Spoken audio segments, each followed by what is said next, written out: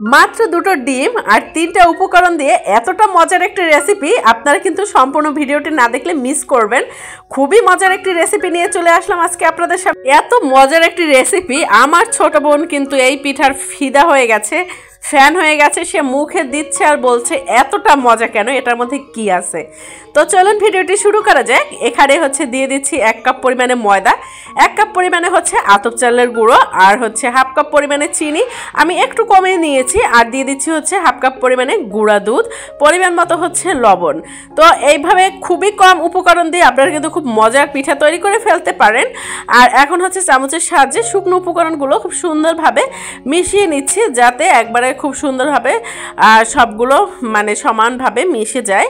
আর এখন হচ্ছে অল্প অল্প পানি দিয়ে এটা একটা ব্যাটার তৈরি করে নিব। আপনারা এভাবে অল্প অল্প পানি দিয়ে ব্যাটারটা তৈরি করে নেবেন। একবারে পানিটা কিন্তু দেওয়া যাবে না, তাহলে পানির পরিমাণটা বেশি হয়ে যাবে, খেতে ভালো লাগবে না, পিঠা কিন্তু খুব সুন্দরভাবে হবে না। তো এই যে দেখতে পাচ্ছেন অল্প অল্প পানি দিয়ে কিন্তু খুব সুন্দরভাবে একটা ব্যাটার তৈরি করে নিচ্ছি।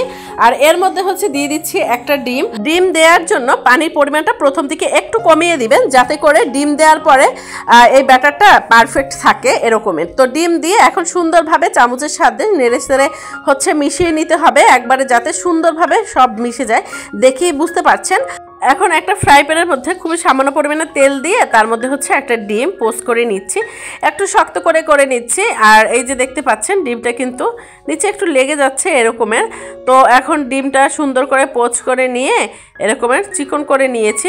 আসলে এই ডিম ভাজাটার উপরেই হচ্ছে পিঠাটা বেশি সুন্দর আসে। ডিমের শেপটা যদি সুন্দর হয় তাহলে পিঠাটার শেপটাও অনেক সুন্দর আসে।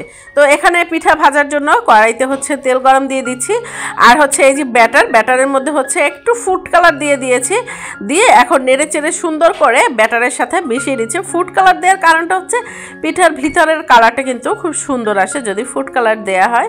তো ফুড কালারটা দিয়ে এরকম সুন্দরভাবে নেড়ে চেড়ে নিচ্ছি। তেলটা যখন গরম হবে এর মধ্যে হচ্ছে পোচ করে রাখা যে ডিম, সেই ডিমটা হচ্ছে এই যে ব্যাটারের মধ্যে দিয়ে চুবিয়ে চুবিয়ে ভেজে নিতে হবে। আপনারা চেষ্টা করবেন ডিমটা সুন্দরভাবে একটা শেপ দেওয়ার জন্য। আসলে আমি তাড়াহুড়ো করে করেছি, যার কারণে ডিমের শেপটা কিন্তু আমার ভালো আসেনি, যার কারণে পিঠার উপরের সাইডটার স্ট্রাকচারটা কিন্তু অতটা সুন্দর আসেনি। বাট খেতে কিন্তু অসাধারণ। এই পিঠাটার বিশেষত্ব হচ্ছে এই পিঠাটা হচ্ছে কুমিল্লার খুবই ঐতিহ্যবাহী পান্তুয়া পিঠা এটাকে বলে। আর দেখতে পাচ্ছেন এরকমের কিন্তু ভেজে নেওয়ার পরে আবার ব্যাটারের মধ্যে বারবার করে চুবিয়ে চুবিয়ে নিতে হবে, নিয়ে এরকমের মিডিয়াম হিটে তেল রাখতে হবে। বেশি হিটে রাখলে কিন্তু অল্পের মধ্যেই পুড়ে কালো হয়ে যাবে। তো এভাবে বারবার তুলে তুলে হচ্ছে আপনারা ভেজে নেবেন। আপনারা যে যেরকমের পিঠাটা বড় করতে চান, যতটা লেয়ার দিতে চান এরকমের করে আপনারা ভেজে নেবেন, তাহলে অনেকগুলো লেয়ার হবে। আমি এটার মধ্যে হচ্ছে আমি একটা পিঠাই তৈরি করব। এই পিঠাটার মধ্যে যতগুলো লেয়ার হবে দেখতে ভালো লাগবে, খেতেও ভালো লাগবে। আর এরকমের করে কিন্তু আপনারা বারবার উল্টে পাল্টে নেবেন, একটু একটু করে তেলের মধ্যে মানে ভেজে নেবেন। একবারে অনেক সময় এক সাইড রাখলে কিন্তু কালো হয়ে যাবে, দেখতে ভালো লাগবে না। তো এই যে দেখতে পাচ্ছেন পিঠাটা কিন্তু অনেকটাই মোটা হয়ে গেছে আর অনেকগুলো লেয়ার হচ্ছে। তো আমার কিন্তু ব্যাটারও প্রায় শেষ হয়ে গেছে আর আমার পিঠাও বানানো প্রায় কমপ্লিট হয়ে গেছে। তুলে দিচ্ছি, দেখতে পাচ্ছেন কতটা ফুলে গেছে। ঠান্ডা হওয়ার পরে হচ্ছে এখন কাটার পালা, কারো কিন্তু তর্স হয়েছে না। আর দেখতে পাচ্ছেন কতটা সুন্দর, মধ্যে কিন্তু অনেকগুলো লেয়ার পড়েছে। আর এখন হচ্ছে কেটে নিচ্ছি। আর এই পিঠাটা আমার বোন, আমার ছেলে মেয়ে সবাই খুবই পছন্দ করেছে।